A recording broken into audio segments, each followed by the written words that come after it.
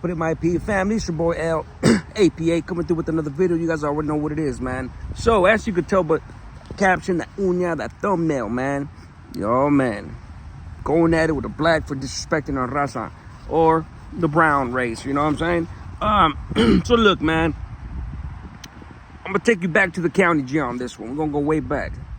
At this point, I had already been moved from the dorms, the Thunder dorms, and the main jail, the county jail in Orange County, to the modules, to the mods.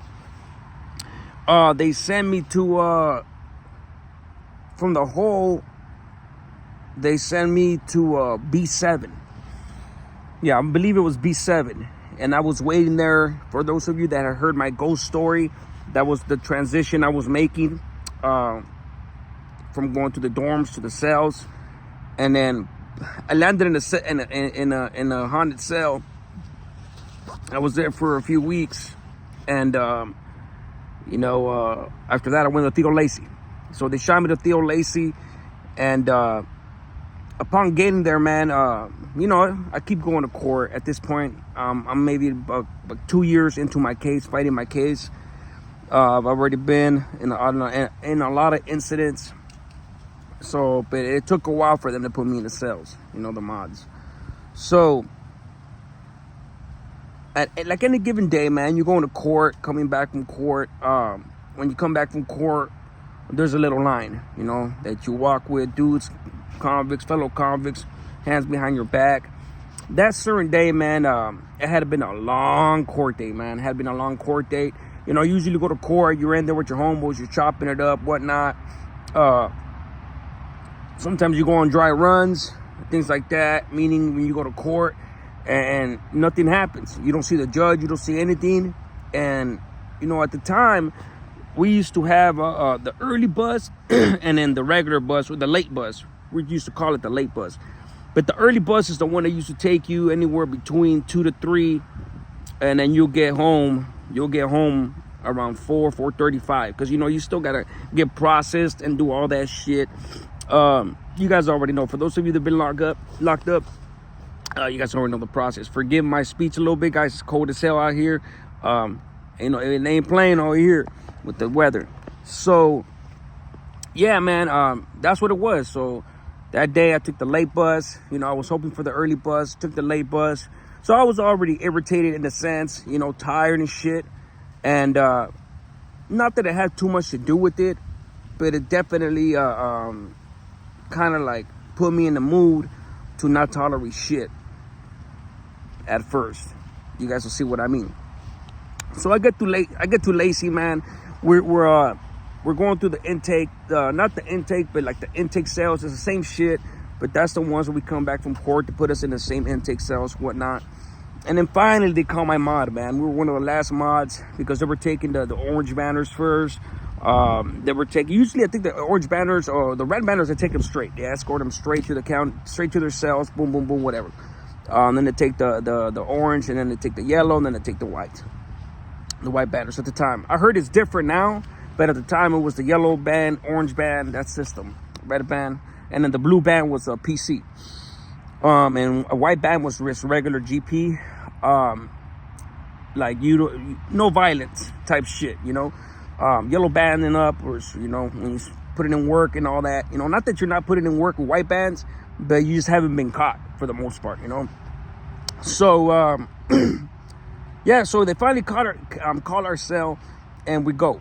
So we're walking, man. At the time I was an iMod, and we're going down the hallway, boom, boom, boom.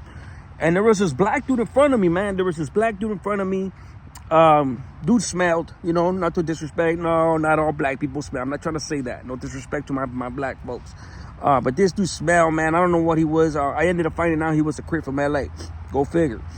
And at the time, not too long before that, months before actually, the riots at Chino had happened. The riots at Chino had happened where the camaradas got off on the blacks, and it was crazy.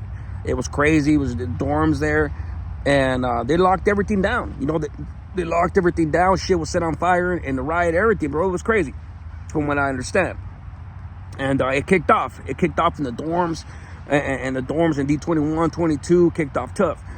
And followed suit from LA to Orange County on the streets. That shit was cracking too. But anywho, you know, racial riots. So that's the type of mentality that this cat, I guess, had, bro. You know, I didn't know the dude from the next man. You know what I'm saying? And I wasn't on some racist shit. You know, like I said, I was just coming back from court, whatnot. And I'm walking, man, and there's a few white boys in front of him. And behind him, it was me and two camaradas. And then, well, maybe another black, I'm not sure. Anyways, we dropped off, the two homies, we dropped them off in a pod, in another module. They went to their pods, whatnot, and then they escorted us to I. And the crazy part is that by the time we got to I, it was just me, him, and the two white boys.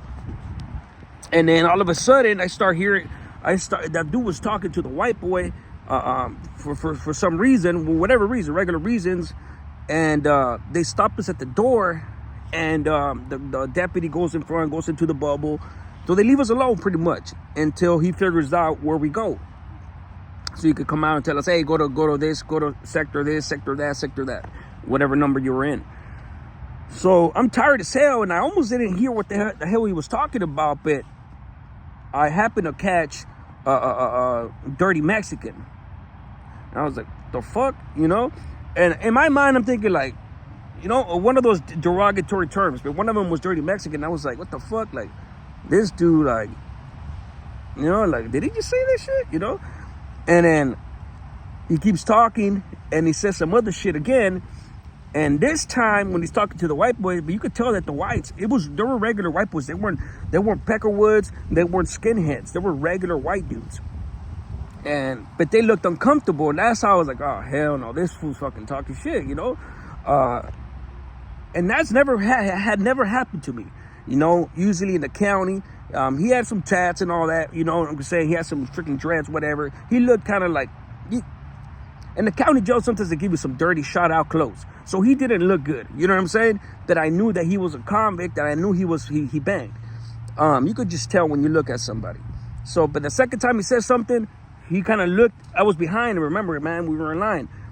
He looked behind like that and kind of scoffed, like, to make it absolutely clear that he was talking and about our people. Obviously, he assumed that was Mexican. And, you know, he waited until we dropped off the two homeboys, obviously, which I don't give a fuck. He waited for him to, you know, I guess take out, I don't know if he got bad news in court. I don't know what it was, you know, it had to be that, and the animosity built up. Obviously, he probably was victimized, you know, and look, man, I'm not trying to say this to say that my black brothers, like, you know, like we're better than them, or like we victimize them, this and that. Shit goes back and forth. I'm just saying that's what I think this dude was on that day. So, man, as soon as he did that, boom, I seen red. I'm like, what's up, homie? As soon as he turned around, I waited for him to turn around. Of course, he's like, what? Boom, cracked him. And we're off to the races. Boom, boom, boom, boom, boom, boom, boom. Getting it. Boom, boom, boom, boom, boom. Dude was bigger than me, man. But in there, we work out. It is what it is. You know, I was in good shape. And the crazy part is, at the time I had the pod. I had the sector for NI, you know, and the homeboys could see me getting down with this dude through the windows, because the cell doors are glass. The cell doors are glass, so you could see out there, and it happened right in front. So it's a big old bubble, but it happened right in front of my sector. You know, I think it's 1 through 8 or 1 through something. I don't remember the numbers exactly, but I think 1 through 7, 1 through 8. And there's one in the corner, one right here. The rest are around. Some of them, the middle ones can't see because the bubble's in the way. But so we're getting him, and we're chunking him. And no, he got me pretty good a few times, man. But I mean, I was on him. By the time it was said and done, I took him to the ground. And we were wrestling. At the end, we were wrestling. But by that time, the cops came out, man. Look, man. I'll say the following: they tasered the shit out of him. They put hands on me. You know what I'm saying? They put hands on me as well. But they didn't taser me. They tasered his ass. And that was a trip. I don't want to say because he was black. You know what I'm saying? I hope not. But obviously I was the aggressor. But obviously he instigated the situation. You know what I'm saying? And, you know, this is just how it went, man. I wanted to tell this story because this is the type of shit that you have to deal with in there, man. It's just one of the few stories of a lot of the shit that I've been through in the county jail that you youngsters and obviously the homies, man, real offenders, don't want to go back to. I could have caught a case. I could have caught a case on that, but the deputies, they didn't push the issue. They didn't push the issue on me. And the crazy part was that, you know, obviously I thought there was going to be a big old issue following this. But, I mean, because the dude got tased, that fool was running his mouth, talking a lot of shit.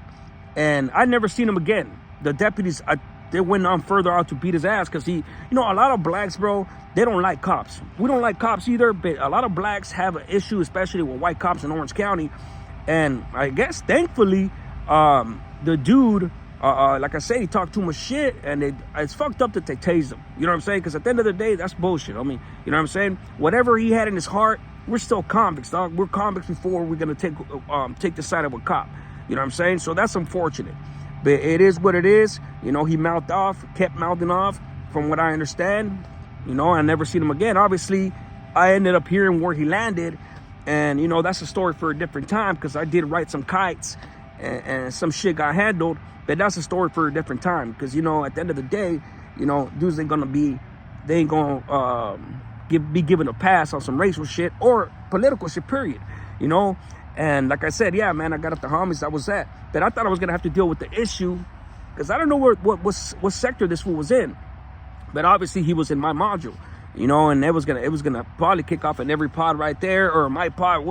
Anywho, the good thing is that I didn't have to deal with it. Somebody else had to deal that business for me. But the camaradas were like, that's right, homie. You know, you had no business. It was what it was. Even the white boys, you know, it's crazy, man, because the white boys went in there like, oh, man, that fool took off on him. That's just crazy. You know, that's right. You know, I was like, man, cut it out, you know. But anyways, it was unfortunate. You know, you bask in your glory. You put it in work and shit at the time. Just reminiscing, looking back at it, it's just like wasted shit. You know, it's wasted. It's unnecessary. And, you know, like I said, I could have got time. I could have been the one beat down, tased, you know what I'm saying? But it is what it is. Hope you guys enjoyed the story, man. Hit those like button, hit the subscribe. Try to watch the video as long as you guys can. And if you landed to the end, man, appreciate you guys. Love you guys. If you're a new subscriber, somebody new here, welcome to the APA family. There's some more stories coming, guys, especially some of Emmett's stories that you guys have been wanting for a very long time. And we'll see what's up. But don't ever forget, man, one life saved is one life blessed. A smart man learns from his mistakes, but a wise man learns from other people's mistakes. APA, I'm out.